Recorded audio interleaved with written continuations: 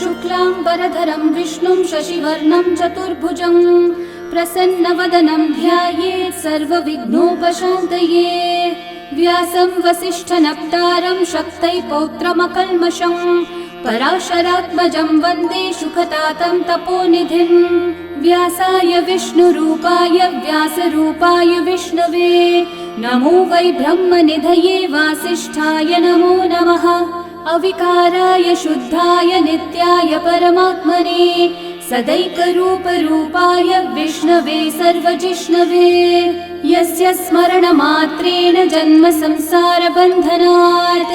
विमुच्यते नमस्तस्मै विष्णवे प्रभविष्णवे। ॐ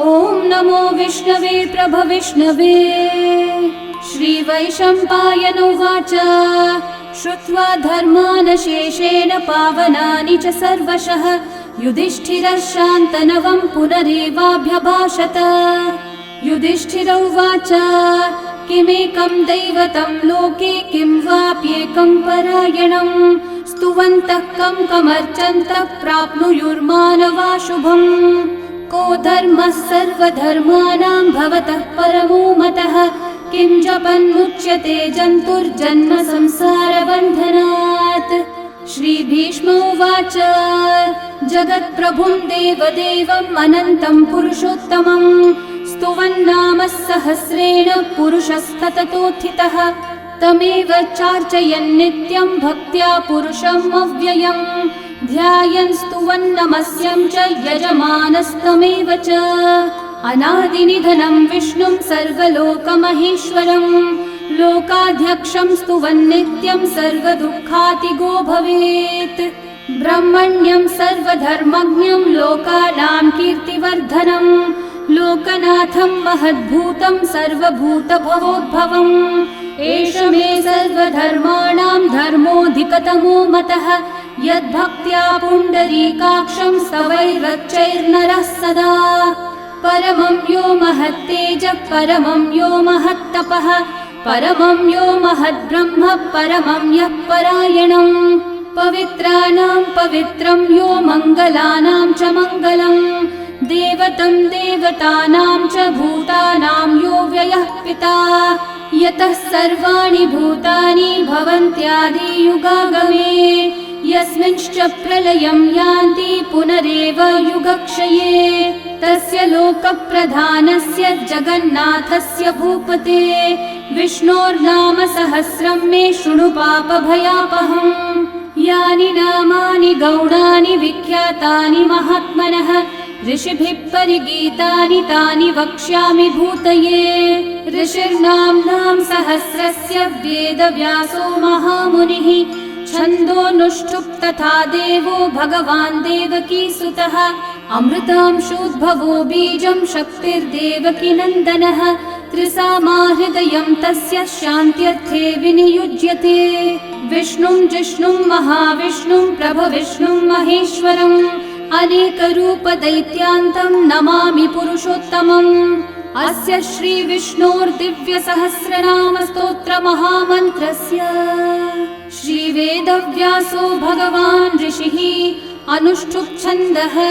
श्रीमहाविष्णुः परमात्मा श्रीमन्नारायणो देवता अमृतांशोद्भवो भानुरिति बीजं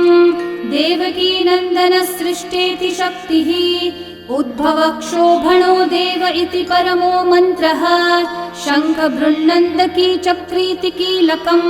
शार्ङ्गधन्वा गदाधर इति अस्त्रं रथाङ्गपाणिरक्षोभ्य इति नेत्रं त्रिसामासामगः सामेति कवचम् आनन्दं परब्रह्मेति योनिः ऋतुः सुदर्शनः काल इति दिग्बन्धः श्रीविश्वरूप इति ध्यानम्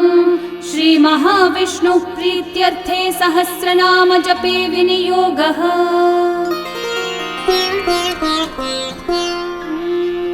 ध्यानम् क्षीरोधन्वत्प्रदेशे शुचिमणिविलसत्सैकते मौक्तिकानां माला क्लृप्तासनस्थस्फटिकमणिनिभैर्मौक्तिकैर्मण्डिताङ्गः शुभ्रैरभ्रैरतभ्रैरुपरि विरचितैर्मुक्तपीयूषवर्षैः आनन्देन पुनीयादरिनलिनगदा शङ्खपाणिर्मुकुन्दः भुःपादौ यस्य नाभिर्वियदसुरनिलश्चन्द्रसूर्यौ च नेत्रे कर्णावाशाः शिरौद्योर्मुखमपि दहनो यस्य वास्तेयमब्धिः अन्तस्थं यस्य विश्वं सुरनरखगो भोगि गन्धर्वदैत्यैः चित्रं रं रम्यते तं त्रिभुवनविपुषं विष्णुमीशं नमामि। ॐ नमो भगवते वासुदेवाय। शान्ताकारं भुजगशयनं पद्मनाभं सुरेशं विश्वाधारं गगनसदृशं मेघवर्णं शुभाङ्गं लक्ष्मीकान्तं कमलनयनं योगिहृद्ध्यानगम्यं वन्दे विष्णुं भवभयहरं सर्वलोकैकनाथं मेघश्यामं पीतकौशेयवासं श्रीवत्साङ्कं कौस्तुभोद्भासिताङ्गं पुण्योपेतं पुण्डरीकायताक्षं विष्णुं वन्दे सर्वलोकैकनाथं नमः समस्तभूतानामादिभूताय भूभृते अनेकरूपरूपाय विष्णवे प्रभविष्णवे सशङ्खचक्रं सकिरीटकुण्डलं सपीतवस्त्रं सरसीरुहेक्षणं सहारवक्षस्थलशोभिकौस्तुभं नमामि विष्णुं शिरसा चतुर्भुजं छायायां पारिजातस्य हेमसिंहासनोपरि आसीनमम्बुदश्याममायताक्षम् अलङ्कृतं चन्द्राननं चतुर्बाहुं श्रीवत्साङ्कितवक्षसं रुक्मिणी सत्यभामाभ्यां सहितं कृष्णमाश्रये। ॐ विश्वं विष्णुर्वषट्कारो भूतभव्यभवत्प्रभुः भूतकृद्भूतभृद्भावो भूतात्मा भूतभावनः भूतात्मा परमात्मा च मुक्तानां परमा गतिः अव्ययः पुरुषः साक्षी क्षेत्रज्ञोऽक्षर एव च योगो योगविदां नेता प्रधानः पुरुषेश्वरः नारसिंहः वपुः श्रीमान् केशवः पुरुषोत्तमः सर्वः शर्वः शिवस्थाणुर्भूतादिर्निधिरव्ययः सम्भवो भावनो भर्ता प्रभवः प्रभुरीश्वरः स्वयंभू शम्भुरादित्यः पुष्कराक्षो महास्वनः अनादिनिधनो धाता विधाता धातुरुत्तमः अप्रमेयो ऋषिकेशः पद्मनाभोऽमरः प्रभुः विश्वकर्मा मनुस्त्वष्टा स्थविष्ठस्थविरो ध्रुवः अग्राह्यः शाश्वतः कृष्णो लोहिताक्षः प्रतर्दनः प्रभुतस्त्रिककुब्धामः पवित्रं मङ्गलं परम् ईशानः प्राणदः प्राणो ज्येष्ठः श्रेष्ठः प्रजापतिः हिरण्यगर्भो भूगर्भो माधवो मधुसूदनः ईश्वरो विक्रमी धन्वी मेधावी विक्रमक्रमः अनुत्तमो दुराधर्षः कृतज्ञः कृतिरात्मवान् सुरेशः शरणं शर्म विश्वरेतः प्रजाभवः अहः संवत्सरो व्याळः प्रत्ययः सर्वदर्शनः अजः सर्वेश्वरः सिद्धिः सिद्धिः सर्वादिरच्युतः वृषाकपिरमेयात्मा सर्वयोगविनिःसृतः वसुर्वसुमनः सत्यः समात्मा संमितः समः अमोघः पुण्डरीकाक्षो वृषकर्मा वृषाकृतिः रुद्रो बहुशिरा बभ्रुर्विश्वयोनिःशुचिश्रवाः अमृतः शाश्वतस्थाणुर्वरारोहो महातपाः सर्वगः सर्वविद्भानुः विश्वक्सेनो जनार्दनः वेदो वेदविदव्यङ्गो वेदाङ्गो वेदवित्कविः लोकाध्यक्षः सुराध्यक्षो धर्माध्यक्षः कृताकृतः चतुरात्मा चतुर्व्यूहश्चतुर्दंष्ट्रश्चतुर्भुजः भ्राजिष्णुर्भोजनं भोक्ता सहिष्णुर्जगदादिजः अनघो विजयो जेता विश्वयोनिः पुनर्वसुः उपेन्द्रो वामनः प्रांशुरमोघः शुचिरूर्चितः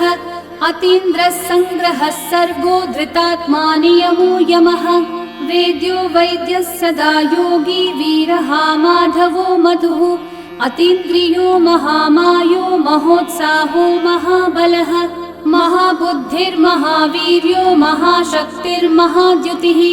अनिर्देश्य वपुः श्रीमान् अमेयात्मा महाधृतक् महेश्वासो महीभर्ता श्रीनिवासः सतां गतिः अनिरुद्धः सुरानन्दो गोविन्दो गोविदाम्पतिः मरीचिर्दमनोहंसः सुपर्णो भुजगोत्तमः हिरण्यनाभः सुतपः पद्मनाभः प्रजापतिः अमृत्युः सर्वदृक्सिंहः सन्धाता सन्धिमान् स्थिरः अजो दुर्मशनः शास्ता विश्रुतात्मा सुरारिः गुरुर्गुरुतमो धामः सत्यः सत्यः पराक्रमः निमिषो निमिषस्रग्विवाचस्पतिरुदारधीः अग्रणीर्ग्रामणी श्रीमान् न्यायो नेता समीरणः सहस्रमूर्धा विश्वात्मा सहस्राक्षः सहस्रपात् आवर्तनो निवृत्तात्मा संवृतः संप्रमर्दनः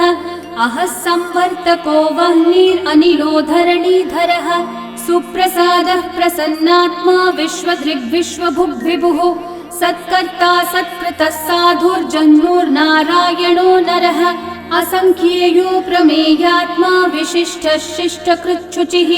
सिद्धार्थः सिद्धसङ्कल्पः सिद्धिदः सिद्धिसाधनः वृषाही वृषभो विष्णुर्वृषपर्वा वृषोदरः वर्धनो वर्धमानश्च विविक्तः श्रुतिसागरः सुभुजो दुर्धरो वाग्मी महेन्द्रो वसुदो वसुः नैकरूपो बृहद्रूपः शिपिविष्टप्रकाशनः ओजस्तेजोद्युतिधरः प्रकाशात्मा प्रतापनः ऋद्धस्पष्टाक्षरो मन्त्रश्चन्द्रांशूर्भास्करद्युतिः अमृतांशूद्भवो भानुः शशबिन्दुः सुरेश्वरः औषधं जगतः सेतुः सत्यधर्मः पराक्रमः भूतभव्यभवन्नाथः पवनः पावनो नलः कामः कामकृत्कान्तः कामः कामप्रदः प्रभुः युगादिकृद्युगावर्तो नैकमायो महाशनः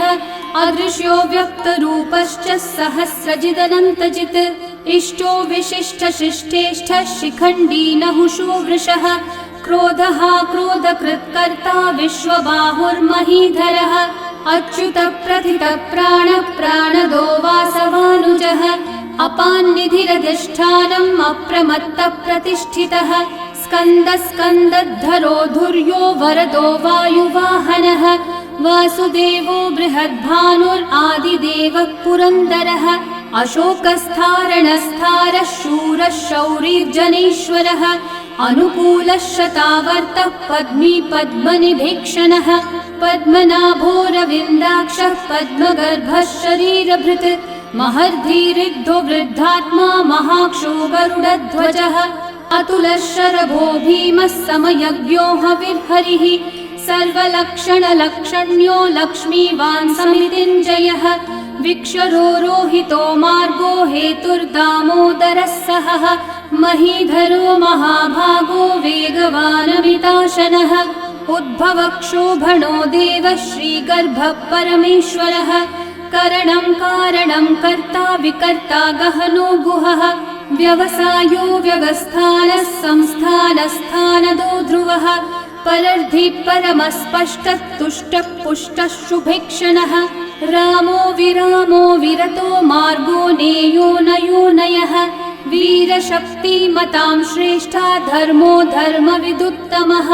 वैकुण्ठः पुरुषः प्राणः प्राणदः प्रणवपृथुः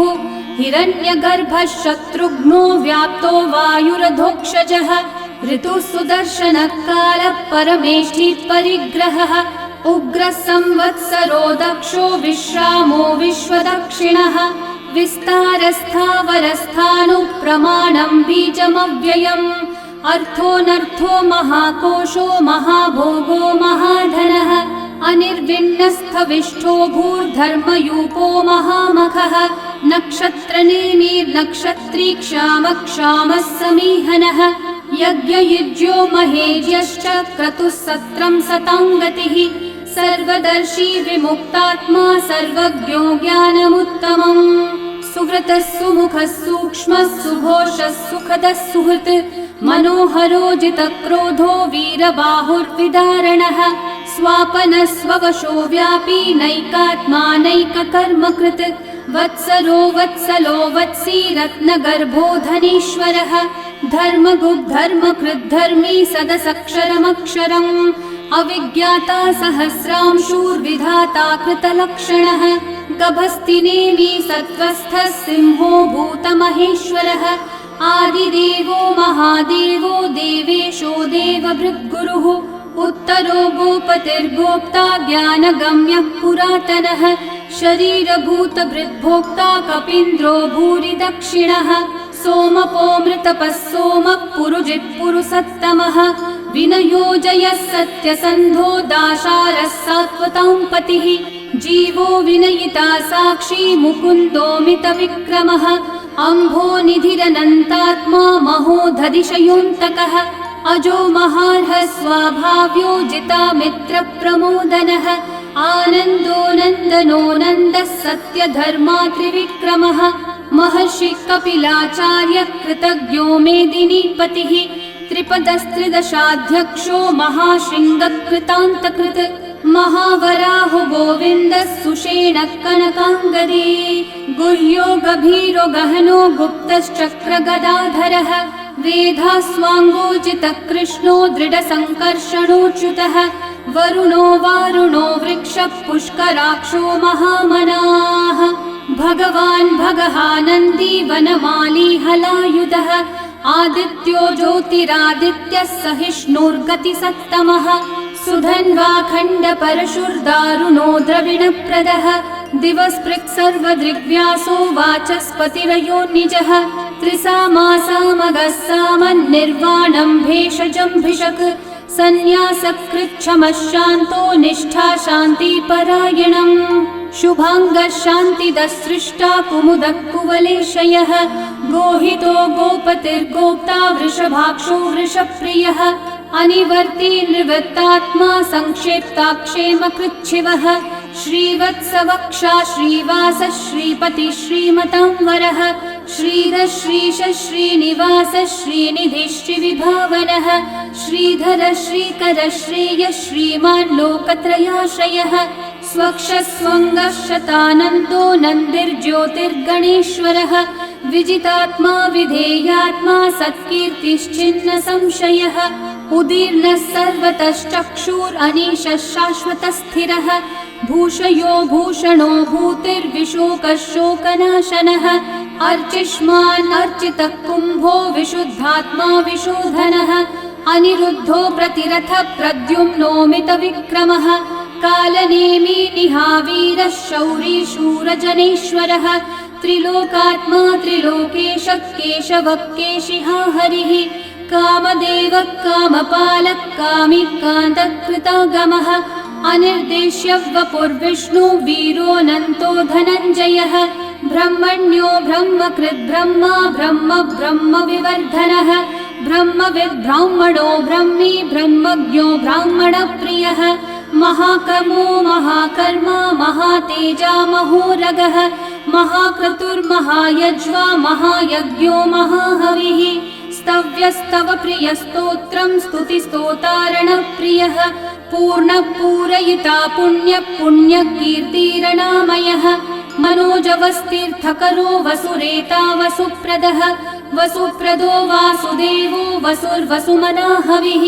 सद्गति सत्कृति सत्ता सद्भूति सत्परायणः शूरसेनो यदुश्रेष्ठः सन्निवासः सुयामुनः भूता वासो वासुदेवः सर्वासु निलयो नलः दर्पः दर्पदो दृप्तो दुर्धरोऽथा पराजितः विश्वमूर्तिर्महामूर्तिर्दीप्तमूर्तिरमूर्तिमान् अनेकमूर्तिरव्यक्तः शतमूर्तिशताननः एकोनैकः सवक्कः किं यतत्पदमनुत्तमम् लोकबन्धुर्लोकनाथो माधवो भक्तवत्सलः सुवर्णवर्णो हेमाङ्गो वराङ्गश्चन्दनाङ्गदे वीरः विषमः शून्यो घृताशीरशलश्चलः अमानी मानदो मान्यो लोकस्वामी त्रिलोकधृक् सुमेधा मेधजो धन्यः सत्यमेधाधराधरः तेजो वृषो द्युतिधरः सर्वशस्त्रभृताम्बरः प्रग्रहो निग्रहो व्यग्रो नैकः शृङ्गो गदाग्रजः चतुर्मूर्तिश्चतुर्बाहुश्चतुर्व्यूहश्चतुर्गतिः चतुरात्मा चतुर्भावश्चतुर्वेदविदेकपात् समावर्तो निर्वृत्तात्मा दुर्जयो दुरतिक्रमः दुर्लभो दुर्गमो दुर्गो दुरावासो दुरारिहा शुभाङ्गो लोकसारङ्गः सुतन्तुस्तन्तुवर्धनः इन्द्रकर्मा महाकर्मा कृतकर्मा कृतागमः उद्भवः सुन्दर सुन्दो रत्ननाभः सुलोचनः अर्को वाजस्सनः शृङ्गी जयन्तः सर्वविजयी सुवर्णबिन्दुरक्षोभ्यः सर्ववागीश्वरेश्वरः महाहृदो महागर्तो महाभूतो महानिधिः कुमुदः कुन्दरः कुन्दः पर्जन्यः पावनो निलः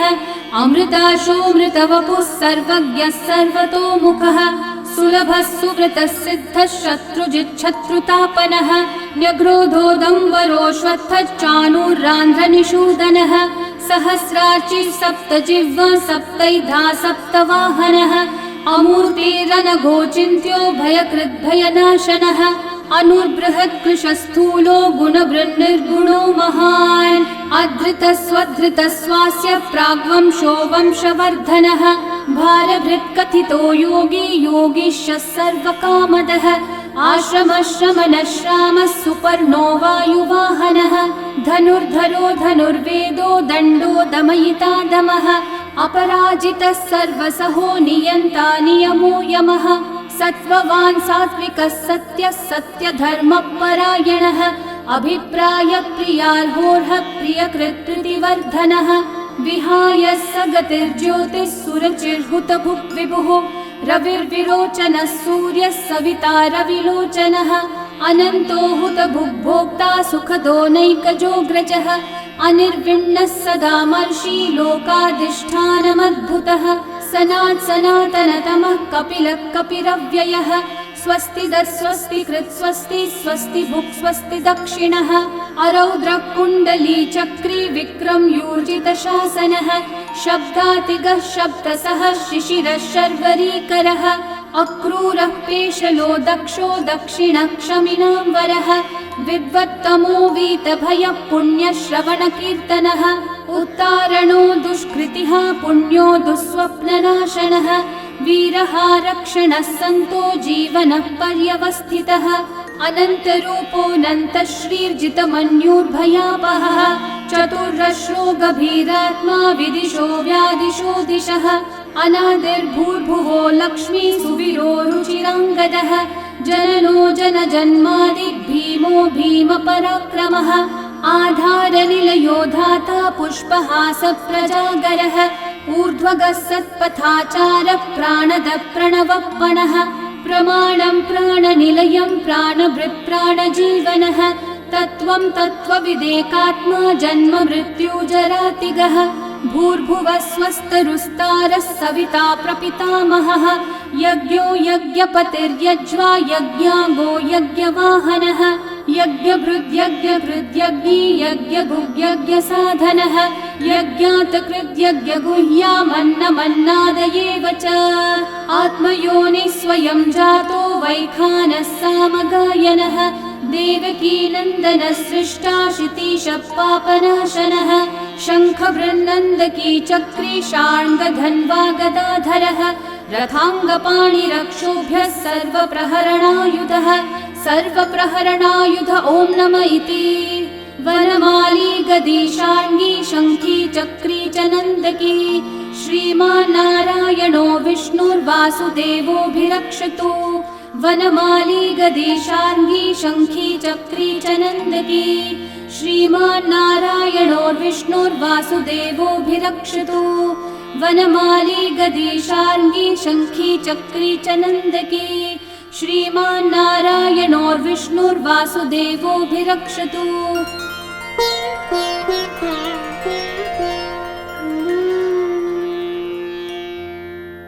इतीदं कीर्तनीयस्य केशवस्य महात्मनः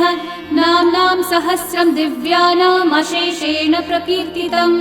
य इदं शृणुयान्नित्यं यश्चापि परिकीर्तयेत् नाशुभं प्राप्नुयात् किञ्चित् सोमुत्रेह च मानवः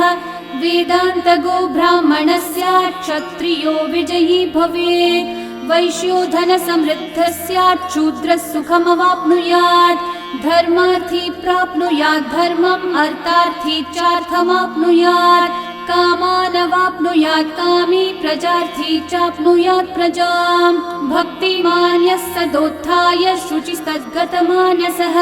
सहस्रं वासुदेवस्य नाम्नामेतत् प्रकीर्तये यशः प्राप्नोति विपुलं याति प्राधान्यमेव च अचलां श्रियमाप्नोति श्रेय प्राप्नोत्यनुत्तमम् न भयं क्वचिदाप्नोति वीर्यं तेजश्च विन्दति भवत्यरोगो द्युतिमान् बलरूपगुणान्वितः रोगार्तो मुच्यते रोगात् बद्धो मुच्येत बन्धनात् भयान् मुच्येत भीतस्थो मुच्येतापन्न आपदः दुर्गान्यतितरत्याशु पुरुषः पुरुषोत्तमम् स्तुवन्नाम सहस्रेण नित्यं भक्ति समन्वितः वासुदेवाश्रयो मर्त्यो वासुदेवपरायणः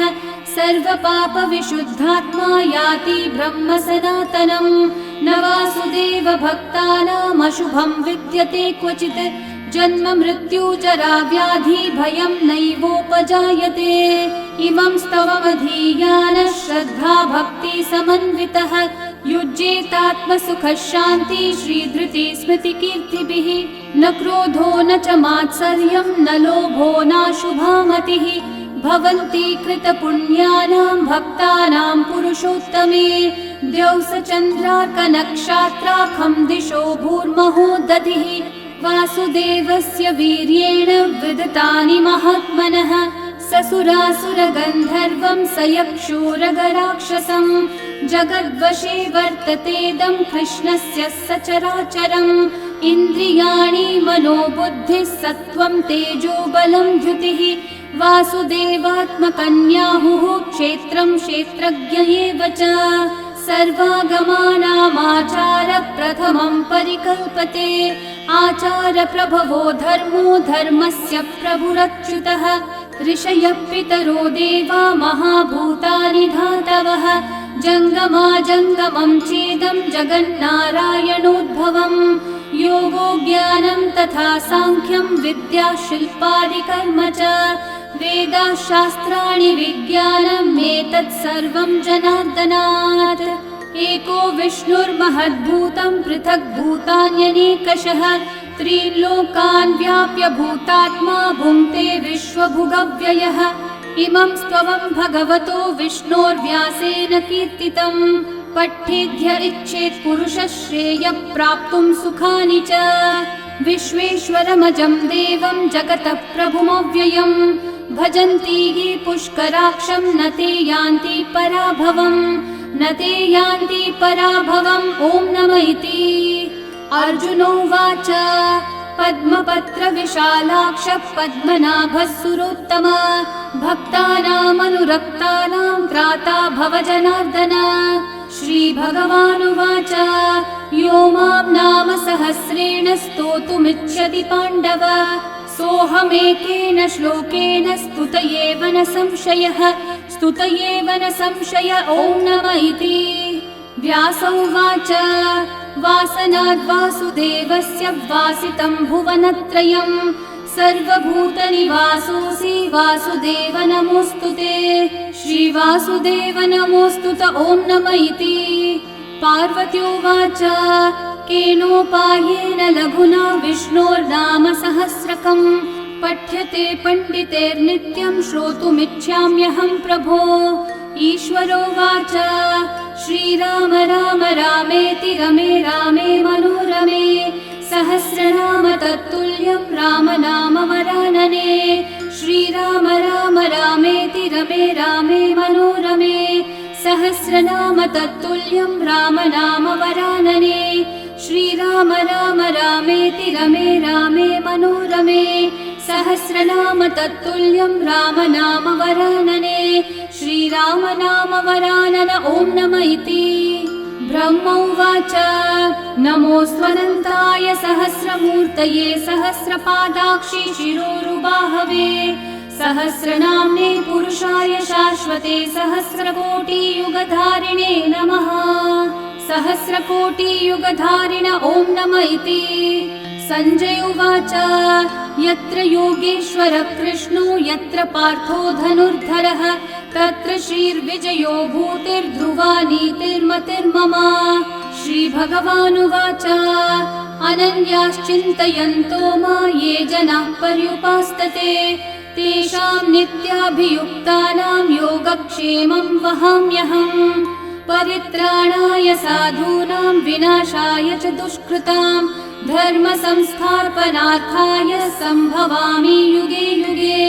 आर्ता विषण्णा शिथिलाश्च भीता घोरेषु च व्याधिषु वर्तमानाः संकीर्त्य नारायण शब्दमात्रं विमुक्तदुःखा सुखिनो भवन्तु। कायेन वाचा मनसैन्द्रियैर्वा बुद्ध्यात्मना वा प्रकृते स्वभावात् करोमि यद्यत् सकलं परस्मै नारायणायेति समर्पयामि। श्री विष्णु सहस्रनाम स्तोत्रम् सम्पूर्णम्।